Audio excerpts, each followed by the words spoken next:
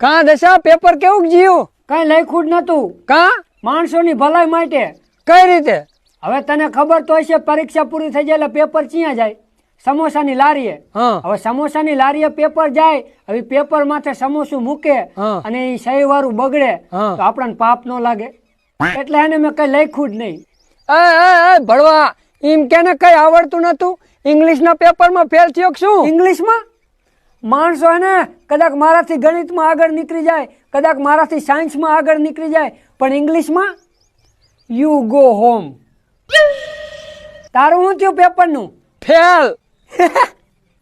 પુના આપણે બી 10 વર્ષ ભેરા રેખડા, આપણી જિંદગી બરબાદ કરી, પણ કઈ ઉખાડી ન એકા. હવે આપણો બેનું શું થાય છે?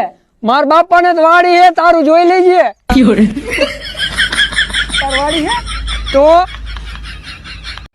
વાહ વાહ વાહ, એક નંબર જમણી બાજુ ફરી જા. બસ જામો જામો લે, હવે ડાબી બાજુ ફરી જા.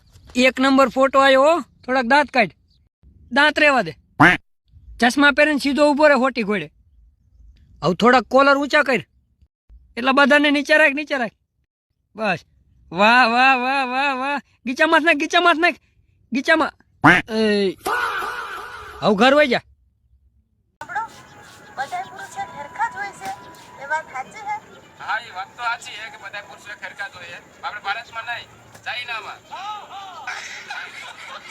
ભાઈ, તો તમે તમારા ભાઈબંધને કાંઈ કહેવા માંગો છો? હા, હું એને 2 શબ્દ કહેવા માંગુ છું. કહું? કયો ભાઈ, કયો. કે ભાઈબંધ, તું કેટલો અજીબ છો તો છતાંય દિલની નજીક છો. તું કેટલો અજીબ છો તો છતાંય દિલની નજીક છો.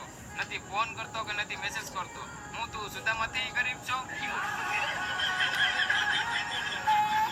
હાલો ભાઈ, મારે પ્લાસ્ટિક સર્જરી કરાવવાની છે. તારા ધ્યાનમાં કોઈ સારો ડોક્ટર છે? હવે ડોક્ટર તો છે પણ એની ફીસ 10-15 લાખ જેવી છે. પ્લાસ્ટિક આપણે ઘરેથી લઈ જઈએ તો?